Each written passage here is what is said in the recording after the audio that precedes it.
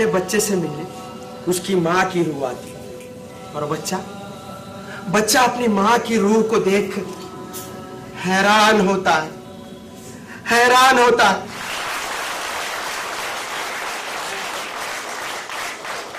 रंगमंच का पर्दा खुलने पर तालियों की गूंज उतनी अहमियत नहीं रखती जितना कि पर्दा गिरने पर। ये हकीकत है, और इस हकीकत को हकीकत का जामा पहनाया है उसे एक हस्ती ने। ये अल्फाज उसे एक हस्ती के हैं जो थिएटर पर, उर्दू थिएटर पर सालों से राज कर रहे हैं। इन्होंने उर्दू को एक अलग मुकाम तक ला खड़ा किया है। उर्दू अदब को ही नहीं बल्कि उर्दू थिएटर को। कहना ज़रूरी है कि इनका योगदान कई सालों से बहुत गहरा रहा है। इनकी वाबस्तगी उर्दू अदब के साथ, उर्दू थिएटर के साथ काफ़ी गहरी रही है, और इन्होंने 100 से ज़्यादा प्लेज़ हमें दिए हैं, जिनमें कई प्लेज़ ने बहुत ही अवार्ड्स एजाज़ात अपने नाम किए हैं। इन्हें गालिब अवार्ड भी मिला है इनके कई प्लेज़ को। इसके अलावा नेशनल अवार्ड से भी इनके प्लेज़ को सम्मानित किया गया है। आज हमारे साथ ख़ास मुलाकात में अहम हिस्सा बने हुए हैं इकबाल नियाज़ी साहब। बहुत बहुत खैर मकदम है आपका हमारे से। बहुत बहुत शुक्रिया शिबा जी। कैसे मिजाज हैं आपके? अल्हम्दुलिल्लाह। थिएटर के साथ जुड़े रहना, वाकई वो चेहरे पे रौनक आती है। बेशक। किरदारों के साथ खेलना, उन्हें अलग शक्ल देना, हर बार जो आप प्ले करते हैं दूसरे प्ले में उससे बिल्कुल अलग होता है जी।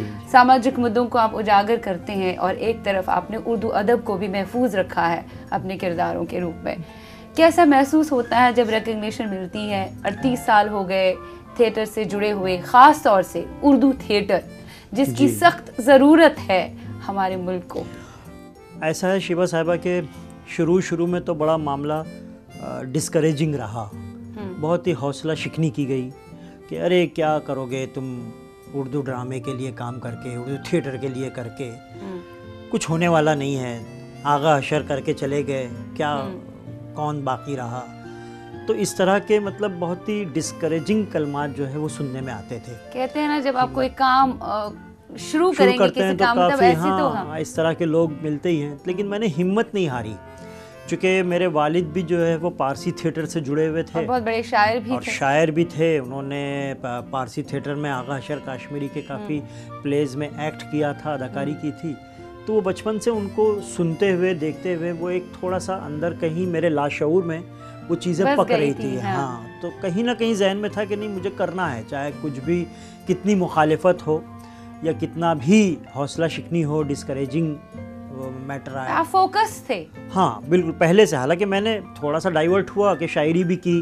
शायरी इसलिए कि चूँकि वालिद शायर थे तो एक हो सकता है शायर का बेटा शायर शायरी बिल्कुल बन पाऊँ। तो वो था हमारे, लेकिन वो चूँकि कॉलेज का माहौल था, कॉलेज में थे, कॉलेज में शायरी खूब क्या करते थे आप? थे खूब शायरी पहले की शुरू में, शायरी, हाँ, फिर थिएटर, वहाँ से फिर अफसाने लिखे उसके बाद, और फिर ऐसा यूँ समझ लीजिए कि एक्सीडेंटली थिएटर करना शुरू किया। एक्सीडेंटली लाइक, क्योंकि आपने ही इनिशिएटिव लिया नुक्कड़ का, हाँ, स्ट्रीट प्लेस वो का, शिवा जी वो तो बहुत बाद में, लेकिन 80s में जब हम कोई ड्रामा इप्टा के लिए करना चाहते थे तो हमको कोई स्क्रिप्ट नहीं मिल रही थी।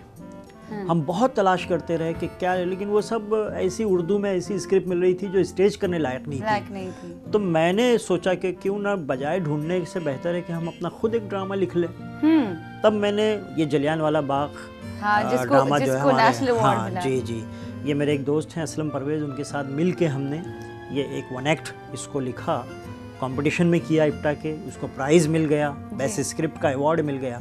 उससे थोड़ी हिम्मत बढ़ी। फिर मैंने इसको फुल लेंथ बनाया ड्रामे के, और तकरीबन 20-22 वर्जन लिखे अलग अलग हर दौर में। क्योंकि थोड़ा सा उसका पॉलिटिकल पंचेस थे तो हर बार वो चेंज होते थे, तो मैंने उसके 20-22 वर्जन अलग अलग लिखे फुल लेंथ के, और फिर उसको साहित्य कला परिषद दिल्ली में मैंने भिजवाया। तो उसको वहाँ से नेशनल अवार्ड, सैकड़ों पंजाबी, हिंदी और उर्दू की स्क्रिप्ट्स के मुकाबले में उस ड्रामे को नेशनल अवार्ड मिला था, जो उर्दू में ही लिखा था। उर्दू में था। अच्छा, ये बाकी भाषाओं में ट्रांसलेट हो गया भाई? कई भाषाओं में, तेलुगु में हुआ है, तमिल में हुआ, इंग्लिश में हुआ, मराठी में हुआ है, गुजराती में हुआ है। मतलब ये तो बहुत बड़ी बात है। उर्दू से ही आपने शुरुआत की, जलियांवाला बाग से, और उर्दू से फिर ट्रांसलेट होकर जबकि अक्सर जो थिएटर प्लेज हुआ करते हैं आज भी हिंदी में आप देखिए इंग्लिश से अडेप्ट होकर आते हैं, शेक्सपियर के प्लेज को लेकर बनाया करते हैं, लेकिन और सब सारे इंग्लिश से या मराठी से, क्योंकि हमारे यहाँ लोकल मराठी है तो मराठी के बहुत सारे प्लेज अडेप्ट हो जाते हैं हिंदी में। लेकिन ये मेरे लिए बड़ी फख्र की बात है कि उर्दू का एक ओरिजिनल ड्रामा वो इतनी दूसरी जबानों में ट्रांसलेट होकर आ रहा है और सबके सामने आ रहा है। अच्छी बात है, अच्छा महसूस होता है जब रिकॉग्निशन मिलती है फाइनली। बहुत अच्छा लगता है कि हमारी मेहनत जो है वो असर ला रही है, हमारी मेहनत रंग ला रही है, कहीं ज़ाय नहीं हुई मेहनत। और 38 ईयर्स तक, 38 वर्षों तक अगर हमने फोकस किया है पूरे कंसंट्रेशन के साथ, हालांकि इसमें बहुत अप्स डाउन भी आए, अप्स एंड डाउन्स। हाँ, जब आप थिएटर, सबसे बढ़िया बात है लैंग्वेज। बिल्कुल, जैसे यहाँ पे कई लोगों ने जोखिम उठाया, थिएटर को आगे बढ़ाया, जबकि सबको पता है कि थिएटर का कितना गहरा असर है उर्दू जुबान पर। खास तौर से उर्दू जुबान जो है, जो 20वीं सदी में कम्युनलिज्म का शिकार हुई थी, वो अभी भी दिख रहा है, उसके असरात खत्म नहीं हुए हैं। जैसे अभी भी कहा जाता है, हर कोई कहता है, अक्सर बेशतर बातें होती हैं कि उर्दू जुबान जो है मुस्लिमों की जुबान है, मुसलमान की जुबान है।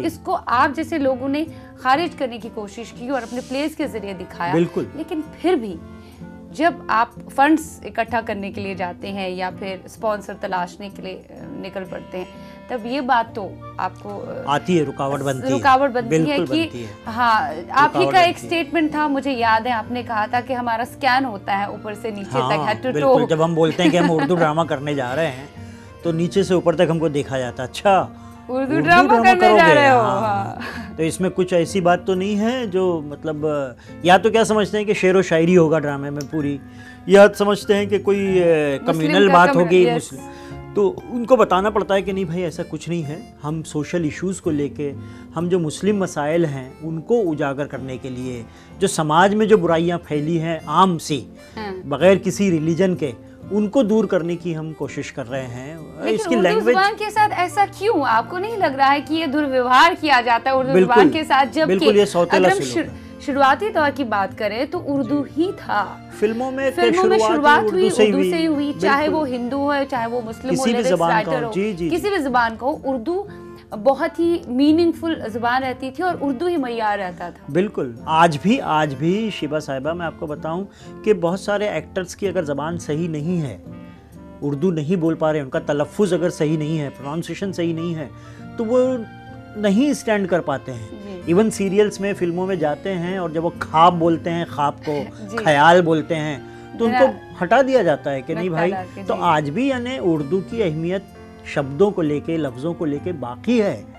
जो लोग काम कर रहे हैं या जो समझदार डायरेक्टर हैं या सीरियल या फिल्म मेकर हैं, वो समझ रहे हैं कि भाई ये तलफ़ुज़ कितना इम्पोर्टेंट है एक एक्टर के लिए। तो आज हमको वैसे एक्टर नहीं मिल रहे हैं उर्दू बोलने वाले जो सही। अब होता ये कि हम जब कोई ड्रामा करते हैं उर्दू में, तो हमको पहले जो नॉन उर्दू एक्टर्स होते हैं उनको लेना पड़ता है, पहले उनकी उर्दू सुधारनी पड़ती है। अच्छा, तो आपके लिए डबल काम रहता है। हाँ, पहले उनका डिक्शन हमको ठीक करना पड़ता है। एक हफ्ते का वर्कशॉप कराते हैं उनका, हम पहले डिक्शन ठीक हो गया फिर रिहर्सल शुरू करते हैं। तो हमारे लिए ये डबल प्रोसेस है कि पहले उर्दू ज़बान उनको सिखाओ, और उसके बाद आपको मैं ये बताना चाहता हूँ, ये एक इन्फॉर्मेशन देना चाहता हूँ कि अब तक मैंने थिएटर को लेकर, थिएटर के साथ काम करते हुए तकरीबन 200 नॉन उर्दू पीपल को उर्दू सिखाई है। वाह, ये तो बहुत कमेंडेबल जॉब आपने किया है। Lovely lovely. वो एक्टर जिन्होंने उर्दू सीखी हमसे, वो आज भी आके बहुत खुश होते हैं, सर आपने हमको ऐसी, वो सीरियलों में काम कर रहे हैं, फिल्मों में कर रहे हैं, लेकिन वो बोलते हैं कि सर आपने जो ज़बान हमको सिखाई है उसका फ़ायदा आज हमको समझ में आ रहा है। कि लोग कितना खुश होते हैं जब हम सही उर्दू बोलते हैं, सही तलफ़ुज़ के साथ उर्दू बोलते हैं। बात यहाँ छिड़ गई थी कि उर्दू के साथ ऐसा क्यों, जैसे आपने कहा आपको स्कैन किया जाता ऊपर से नीचे तक, क्यों उर्दू के इसमें ऐसा तो नहीं है, वैसा तो नहीं है। यहाँ ये बात जहन में तो आती है क्यों, जबकि उर्दू हिंदुस्तान की बहुत ही अहमियत की ज़बान, यही की ज़बान है भाई, हिंदुस्तान की ज़बान है, यहीं पली बड़ी है ये ज़बान, यहीं परवरिश हुई है इसकी। लेकिन अभी भी क्या है कि मिसकंसेप्शन लोगों के जहन में क्या है कि उर्दू यानी पार्टीशन हुआ तो जितने उर्दू बोलने वाले थे वो सब पाकिस्तान चले गए, तो हिंदुस्तान में कोई बचा नहीं है। तो उनको ऐसा लगता है कि यहाँ पर जितने मुसलमान हैं, मतलब ज़बान को जोड़ दिया गया रिलीजन के साथ, यानी जो मुसलमान है वही उर्दू बोल सकता है। तो ये इस तरह का जो गलत ख्याल है, जब तक ना जुबान को रिलीजन से दूर किया जाए, आज़ाद किया जाए, तब तक हम उसको बचा नहीं सकते ज़बान को। और हम समझा के थक गए ये बात कि सिर्फ उर्दू मुसलमानों की ज़बान नहीं है। मैंने जैसा आपको अभी मिसाल दी, मेरे पास नॉन मुस्लिम 200 एक्टर्स हैं जो उर्दू जानते हैं, उर्दू बोलते हैं, उर्दू लिखते हैं, तो वो तो नॉन मुस्लिम है, उनको उर्दू कैसे आ गई और उन्होंने उर्दू कैसे सीख ली।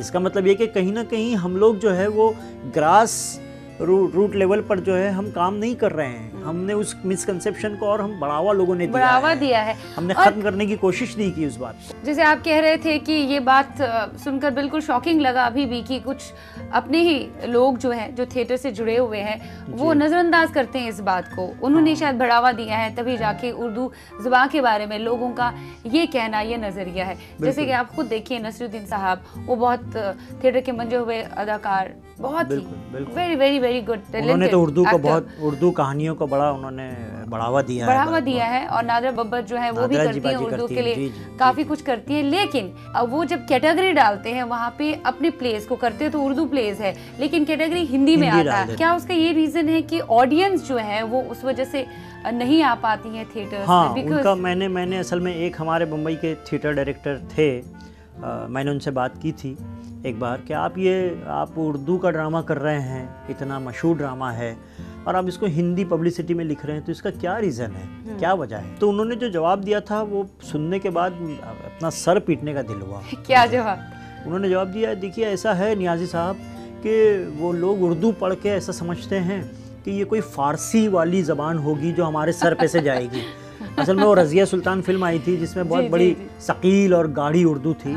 तो उनका कहना है कि बोले ऑडियंस भी यही समझती है कि उर्दू हम लिखेंगे तो वैसी रज़िया सुल्तान वाली उर्दू हमको सुनने मिलेगी जो हमारे सरों पे से जाएगी। मैं बोला ये तो गलत बात है, इस तरह का तो आप, और अगर आप इस तरह से हिंदी इस वजह से नहीं लिख रहे हैं तो आपका एक शो होगा, 2 शो होगा, तो ऑडियंस बाहर जाके बोलती है ना कि भाई ज़बान हमको समझ में आ रही है, तो उर्दू लिखने में इसमें कोई हर्ज नहीं है आपको इस तरह से। तो खैर उन्होंने मेरी बात ये मान ली और बाद के शोज़ में उन्होंने उसको उर्दू किया कि मैंने उनको कन्विंस कर दिया था कि भाई आप ऐसे अगर आप कन्विंस करते जाएंगे पहले एक से, फिर दूसरे से, तीसरे से, तो लोग के जहनों में बात आ जाएगी। आप ही एक ऐसे शख्स से मुझे लगता है जो उर्दू ड्रामों को फरोग दे रहे हैं और 38 साल से इसके पीछे लगे हुए हैं, अपनी जान वान कुर्बान कर दी है आपने थिएटर के लिए कि नहीं मुझे इसको बढ़ावा देना है। मेरे लिए शिबा साहिबा उर्दू थिएटर करना फैशन नहीं रहा है बल्कि पैशन रहा है। क्या बात है। उर्दू जुबान को किसी न किसी तरीके से आपने जिंदा रखने की कोशिश की है और यही चाहिए। फिलहाल इस वक्त हम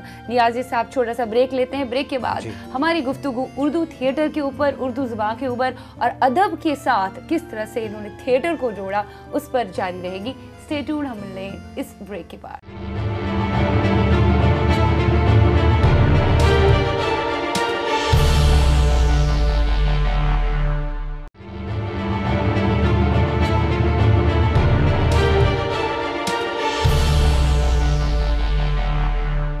ब्रेक के बाद खास मुलाकात में आप सभी का तहे दिल से स्वागत है, खैर मकदम है। आज खास मुलाकात का अहम हिस्सा बने हैं उर्दू थिएटर का जाना माना नाम इकबाल नियाज़ी साहब, उर्दू थिएटर के मास्टरमाइंड।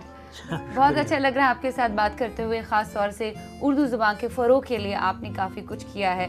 आप स्कूल में पढ़ाते भी हैं, कॉलेज में पढ़ाते भी हैं। इतना ही नहीं, शेर व शायरी जो शुरुआत में आपने अपने साथ जोड़ी थी उसको भी आप आगे बढ़ा रहे हैं, साथ ही साथ अफसाने लिख रहे हैं, आपकी कई किताबें आई हैं हमारे सामने, काफ़ी कुछ कर रहे हैं और आपने थिएटर को छोड़ा नहीं। क्योंकि थिएटर के ज़रिए अगर आप नाटकीय तरीके से किसी ड्रामा के रूप में उर्दू ज़ुबान की ताकत बताना चाहते हैं, उर्दू ज़ुबान क्या है, तो वो बखूबी आप बता सकते हैं। और ये आप कर रहे हैं, रंग मंच पर कर रहे हैं, किरदारों को इकट्ठा कर रहे हैं, भले ही फाइनेंस नहीं है फिर भी जी तोड़ मेहनत कर रहे हैं कि नहीं उर्दू ज़ुबान को हमें कायम रखना है। इसी तरह से अगर पहल हो जाए तो उर्दू ज़ुबान वाकई में सबकी प्यारी ज़ुबान ही कहलाएगी, हमारी प्यारी ज़ुबान कहलाएगी। बिल्कुल सही कहा। एक यहाँ आपसे ज़रूर पूछना चाहूँगी मैं कि जैसे आपने कहा कि ऑब्स्टिकल तो आते ही रहते हैं, ऑब्स्टिकल ना आए इसके लिए आपने एक और रास्ता इख्तियार किया, वो ये था कि अदब के साथ आपने जोड़ दिया इसको। जी जी,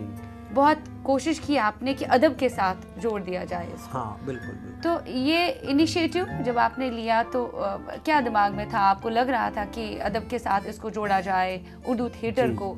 जबकि अगर हम थोड़ा पीछे की तरफ मुड़ें, जब शुरुआती दौर के थिएटर की बात करें तो अपने मंटू साहब हैं, इस्मत चुगताई है, अली सरदार जाफरी है साहब है, ख्वाजा अहमद अब्बास, हाँ, तो ये सारे जो रहे हैं दिग्गज, इन जैसे गालिब साहब है, उनको भी कोशिश किया गया कि उनको स्टेज पे लाया जाए, लेकिन कहीं ना कहीं भाषा जो है, कहीं ना कहीं जुबान जो है, वो खालिस उर्दू जुबान जो है वो वैसी नहीं रहती, थोड़ी कठिन हो जाती है। जी जी जी। तो उसको आसान भी आपको बनाना है। सही कह रही हैं आप। तो दो, असल में इसमें मैं आपको बताऊं कि दो वजह हैं लिटरेचर को थिएटर से मिलाने की। पहली वजह तो ये थी, मैं जहाँ तक अपनी बात कर रहा हूँ, कि मेरा बैकग्राउंड थोड़ा सा लिटरेचर से ही था। मैंने आपसे कहा था मेरे वालिद शायर थे, फिल्मों की स्क्रिप्ट भी लिख रहे थे उर्दू में और ड्रामों में भी काम कर रहे थे। तो मेरा भी ताल्लुक़ बचपन से थोड़ा सा अदब से ही रहा, लिटरेचर से रहा। तो मुझे थोड़ी सी एक मेरा अटैचमेंट जो है, वाबस्तगी मेरी अदब से थी। तो मुझे ऐसा लग रहा था कि कोई ऐसी फील्ड मुझे मिले जिसमें मेरा पैशन भी शामिल हो, मेरा जुनून भी हो, और एक अंदर से जो सेटिस्फेक्शन मिलता है वो भी मिले। तो मुझे अदब और लिटरेचर ही एक और रास्ता नज़र आया कि जिसको जोड़कर मैं अपने ड्रामे के शौक़ को उससे जोड़ दूं और कोई चीज़ इस तरह से हम क्रिएट करें। तो मैंने इसलिए शुरू में काफ़ी चीज़ों को, लिटरेरी पीसेस जो थे उनको लेकर स्टेज, जी है, ऑलरेडी तैयार है। हाँ बिल्कुल। मंटो की कहानियाँ है, इस्मत आपा की कहानियाँ है, प्रेमचंद की कहानियाँ हैं, ख्वाजा महमूद अब्बास साहब की कहानी है, कृष्णचंद्र की कहानियाँ, उनको हमने शुरू में स्टेज किया। लेकिन जो एक दूसरा रीज़न है ना शिबा साहिबा, वो बहुत अहम है। वो मैं आपको बताऊं कि क्यों नसीर भाई जो है वो इस्मत आपा की और मंटो की कहानियाँ कर रहे हैं, या क्यों आज हर थिएटर वाला मंटो की तमाम कहानियों को स्टेज करने पर, मतलब आज जब भी बात होती है कि अरे कुछ करना है, उर्दू की कुछ करना है, तो सब लोग मंटो पर टूट पड़ते हैं। हाँ, मंटो पे टूट पड़े हैं, प्रेमचंद का ही नाम आता है। तो इसकी वजह क्या है मैं आपको बताऊं। इसका रीज़न ये है कि लोग जब कोई एक हार्ड बाउंड स्क्रिप्ट की तलाश में हम लोग निकले कि कोई ऐसी स्क्रिप्ट मुकम्मल मिल जाए उर्दू की कि जिसको उठाकर एज इट इज़ हम ड्रामा स्टेज करें, तो हमको नहीं मिलती है। स्क्रिप्ट का बड़ा फुकदान है, बहुत शॉर्टेज है उर्दू में। हर एक ड्रामा तो के थिएटर पे आप नहीं कर सकते उसको, हिंदी में भी वही हाल है। सिवाय बंगला थिएटर और मराठी थिएटर के हमारे पास और इतना कोई रिच थिएटर नहीं है। हमारे बंदिशें हैं बहुत सारी, स्क्रिप्ट नहीं मिलती है अच्छी। तो इसीलिए लोगों को लगा कि नहीं यार, उर्दू ड्रामा अगर करना है तो थोड़ा सा कुछ लिटरेरी चीज़ों को लेकर स्टेज किया जाए। अभी आपने गालिब का जिक्र किया, हमारे दोस्त दिल्ली में हैं, उन्होंने गालिब को लेकर उनकी शेर व शायरी को, उनकी शख्सियत को, उनकी पूरी ज़िंदगी को लेकर ड्रामा किया। मीर तकी मीर पे ड्रामा हुआ, मजाज पर हम एक प्ले कर रहे हैं अभी, मजाज लखनवी पे। तो इससे ये फ़ायदा हुआ है, एक अच्छी ऑडियंस बनी हमारी, एक नई ऑडियंस बनी जो लिटरेचर को पसंद करती है। दूसरा, जो लोग इनसे वाकिफ़ नहीं थे, जैसा गालिब की शायरी के पसंद तो बहुत करते थे, लेकिन गालिब की ज़िंदगी क्या थी, शायरी की वजह क्या थी, शायरी उन्होंने क्यों की, या मीर तकी मीर ने कितने दुख सहे, कितना दर्द सहा, ये सारी बातें लोगों के, हाँ, वो सारे तजुर्बात स्टेज पर आए और लोगों ने देखा, ऑडियंस ने देखा और उसको पसंद किया। तो इससे लोगों की हिम्मत बढ़ी, हमारी भी हिम्मत बढ़ी। हमने जब मंटो की कहानियों को स्टेज किया, बहुत सारी उनकी टोबा टेक्सिंग वगैरह, तो लोगों को लगा कि अच्छा ये कहानियाँ मंटो की है। मतलब वो कहानियों को पढ़ने का वक्त नहीं है आज किसी के पास किताबी शक्ल में कि बैठ के कहीं पढ़े, तो इस बहाने वो स्टेज पर, हाँ, इस ड्रामे की शक्ल में देख लेते हैं। तो उनको लगता है कि चलिए हमने एक लिटरेरी पीस देख लिया, मंटो की एक अहम कहानी थी, जो मशहूर कहानी थी, वो आज हमने देख ली। कोशिश तो आपकी जारी है, लेकिन अब कैरेक्टर्स तलाशना, किरदारों को ढूंढना और फिर उन्हें स्टेज पे बुलाना काफ़ी जोखिम का काम होता है। और जबकि उर्दू ज़ुबान है, आप किसी ऐसे शख्स को, ऐसे एक्टर को, आपको जाना माना एक्टर चाहिए, नोन फेस चाहिए, उसको लाने में तो काफ़ी दिक्कतों का सामना करना पड़ता होगा। बिल्कुल सही कहा आपने। लेकिन हमने ये भी किया कि जो थोड़ा सा उर्दू जानते थे, ऐसे जो सेलिब्रिटी एक्टर, जैसे मरहूम टॉम ऑल्टर साहब, हमने टॉम साहब के साथ किया क्योंकि वो उर्दू जानते थे, उनको उर्दू ही आती थी। लेकिन अब इतना इस तरह के सेलिब्रिटी एक्टर्स को हम कहाँ ढूंढने जाएं, जो हैं भी, जो उर्दू बोलने वाले, जिनका तलफ़ुज़, जैसे मैंने अभी पंकज कपूर का जिक्र किया, शेखर सुमन हैं, फारूक शेख मरहूम, वो चले गए, वो भी अच्छी उर्दू। तो अब ऐसे एक्टर्स को लेकर प्ले करना बड़ा मुश्किल हो गया है। और नए एक्टर्स को, जैसा भी आपने कहा कि ढूंढना बहुत मुश्किल होता है, उनको मैंने पहले भी कहा कि उनको अगर हम लाए कहीं से, सोशल मीडिया के थ्रू, चलिए एक्टर हमने जमा भी कर लिए, जमा हो जाते हैं, जो फिल्म बेचारे स्ट्रगलर्स हैं, फिल्मों में, सीरियल में काम कर रहे हैं, उनको कोई कह देता है कि तुम थिएटर करो फिर आओ हमारे पास, तो अगर हम उनको पकड़ के लेकर भी आए तो उनको फिर उर्दू सिखाना। दूसरी बात तो ये है कि थिएटर में वो स्ट्रगलर हैं, उनको कुछ तो पैसा भी चाहिए, तो वहाँ उतना तो मिलेगा नहीं। तो मैं जो एक बहुत इम्पोर्टेंट एक अहम बात जो बताना चाह रहा हूँ, जो मसला है इस वक्त थिएटर के हर ग्रुप को सहना पड़ रहा है, चाहे वो बड़ा इस्टेब्लिश ग्रुप हो, प्रोफेशनल ग्रुप हो या कोई छोटा एमेचर्स का ग्रुप हो, कि एक्टर आते हैं, सीरियल्स के, फिल्मों के स्ट्रगलर्स आते हैं, काम करते हैं, वो रेसल करते हैं हमारे साथ 15 दिन 20 दिन रेसल करते हैं और अचानक उनको कहीं काम मिल जाता है सीरियल में, कहीं से ऑफर आ जाती है सीरियल की। तो इस तरह से जब वो बीच में से छोड़ के चले जाते हैं सीरियल वगैरह में, तो सोचिए उस वक्त हमको सर्वाइव करना कितना मुश्किल हो जाता है। थिएटर वालों को अचानक रेसल पे 15 दिन रेसल करके कोई एक्टर चला जाए, क्योंकि अच्छा उसका भी काम जेन्युइन है, उसको सीरियल करना है, फिल्म करना है, उसको वहाँ रोल मिलता है, काम मिलता है तो चला जाता है, हम उसको रोक नहीं सकते, बांध नहीं सकते। तो ये मसला बहुत फेस कर रहा है आज हर ग्रुप, चाहे वो छोटा या बड़ा। तो इससे निकलने का कोई रास्ता नजर नहीं आ रहा, कोई रास्ता नहीं है। ये वाकई में बहुत बड़ा मसला है, बहुत बड़ा मसला। और एक लड़के को, एक कैरेक्टर को आपने बिल्कुल प्रिपेयर कर लिया, 2-3 महीना उसके पीछे लगा दिए, वर्कशॉप उसके साथ किया, उसके बाद अचानक से उसको रोल मिलता है, वो चला जाता है, आपके लिए कठिनाइयां बहुत ज्यादा है, फिर दूसरे बंदे को लाना है, उस काबिल बनाना है। कभी कभी तो ये हुआ है शिबा जी, आप यकीन करिए कि शो होने में अभी सिर्फ 2 या 3 दिन बचे हैं और एक्टर चला जाता है क्योंकि उसका शूट आ गया है, उसको रोल मिल गया है। तो ऐसे 2-3 दिन में अब फौरन हम बताइए कैसे रिप्लेस करें, कैसे नए एक्टर को लेकर आए यहाँ पर। तो बहुत दिक्कत होती है, बड़ा चैलेंजिंग है ये, चैलेंजिंग है। और उस चैलेंज को तभी रोका जा सकता है, इस पर काबू तभी पाया जा सकता है जब कुछ स्कीम्स ऐसे बने ताकि फाइनेंस भी उन्हें मिले, आपको फाइनेंस मिले ताकि उन्हें आप पे करें। उनके पास ये तो रहे कि नहीं, अगर मैं फिल्म का ऑफर ठुकराता हूँ, एटलीस्ट यहाँ पे मुझे एक इनकम तो है, अच्छा इनकम मिले, सही तो हाँ मेरा गुजारा हो रहा है, बिल्कुल वो भी तो बात है। अभी कैसा है देखिए, मैं आपको मराठी थिएटर की बात बताऊं। मराठी थिएटर में रेगुलर चूंकि शोज होते हैं, 100, 200, 300 शोज होते हैं, तो वहाँ पैसा वहाँ भी कम मिलता है, लेकिन चूंकि शोज बहुत ज़्यादा होते हैं तो एक एक्टर को कम से कम मंथली जो है, महीना उनको 10-15 हज़ार रुपये मिल जाते हैं। तो इसलिए मराठी थिएटर एक कमर्शियली चल रहा है, उसकी अपनी एक वैल्यू है। लेकिन हमारे यहाँ हिंदी में या उर्दू में इस तरह के हम सोच भी नहीं सकते कि हम रेगुलर महीने में 20-25 शो कर लेंगे। आपने काफी नुक्कड़ थिएटर्स किए हैं, आपने नुक्कड़ काफी किया है, स्ट्रीट थिएटर आपने किए हैं। आजकल के दौर में आपको लगता नहीं है कि आजकल फिर उस चीज की जरूरत है, जगह जगह जाकर आप ये बात कन्वे करो कि हम क्या है, आप क्या है, हम सब एक है। इत्तेफाक कितना जरूरी है, अगर हम अपने देश को बचा सकते हैं तो हमें एकत्रित होने की बहुत जरूरत है। बहुत सारे इश्यूज हैं, अलग बात है, बिल्कुल वेरी अलग बात है, लेकिन सब्जेक्ट जो है, मौजूआत हमारे अभी बहुत सारे ऐसे हैं सुलगते हुए जिन पर नुक्कड़ होना चाहिए, जिन पर नुक्कड़ होना चाहिए, बहुत इंपॉर्टेंट है। चाहे जैसे देखिए हम जो स्लोगन हम देखते हैं बेटी बचाओ के, बच्चे बेटी के जन्म को लेकर, जहेज को लेकर, या फसादात जो हो रहे हैं, या कौमी यकजहती की बात को, ऐसे इतने हजारों टॉपिक्स हैं जिन पर नुक्कड़ होना चाहिए। तो आप क्यों नहीं शुरू करते हैं फिर से नुक्कड़? कि उसके लिए क्या मुश्किल है कि लोगों को, नहीं मसला कैरेक्टर्स को इकट्ठा करना, या आर्टिस्ट को? एक्टर्स तो हैं हमारे साथ, लेकिन अभी मुश्किल मैंने जैसा आपको बताया ना कि लोग नुक्कड़ करना नहीं चाह रहे हैं। एक्टर्स जो है ना, पैसा नहीं मिलता है उसमें, पहली बात तो जाहिर सी बात है, नुक्कड़ में तो कोई बजट मिलता नहीं ज़्यादा, तो पैसे नहीं मिलते तो इंटरेस्ट नहीं लेते, उसमें दिलचस्पी नहीं है उनको। हर एक चीज पैसे पे तो नहीं आनी चाहिए, जाहिर सी बात है। एक्टर इतने कमर्शियल हो गए हैं ना, इतने ज़्यादा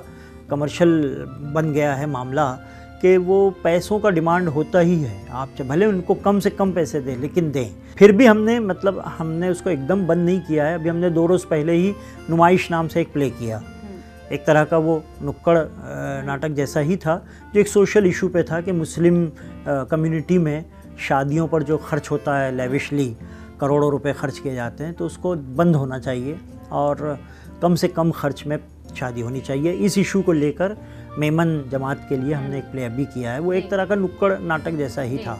तो हम बीच बीच में जब मौका मिलता है तो इस तरह के समाजी मसले को लेकर करते हैं नुक्कड़ नाटक। या जो लड़कियों के साथ हो रहा है, जी बहुत सारे, हाँ बिल्कुल, बहुत ज़्यादा हो रहा है। मैंने महसूस किया है कि जो काम 10 तकरीरें मिलके नहीं कर पाती है, स्टेज से आप तकरीरें कर रहे हैं, वो 10 तकरीरें जो काम नहीं करती है, वो 15 मिनट का एक नुक्कड़ नाटक करता है। चलिए, उम्मीद करती हूँ कि आप इसी तरह से थिएटर जो है, रंगमंच जो है, उसको कायम रखेंगे, उर्दू थिएटर को। बिल्कुल, बहुत। और ऐसे ही अच्छा अच्छे लगा। अच्छे प्लेज हमारे सामने लाएंगे। जरूर, बहुत इंशाल्लाह बहुत शुक्रिया इंशाल्लाह, आपका। बहुत अच्छा। जी जी। उम्मीद करती हूँ आज का खास मुलाकात आपको बेहद पसंद आ गया होगा। इकबाल नियाजी के साथ जरूर लिखिएगा shiba.lateef@nw18.com पर। फिलहाल एक नई खास मुलाकात के साथ बहुत जल्द हाजिर हो जाएंगे। तब तक के लिए अपना ध्यान रखिएगा। खुदा हाफिज।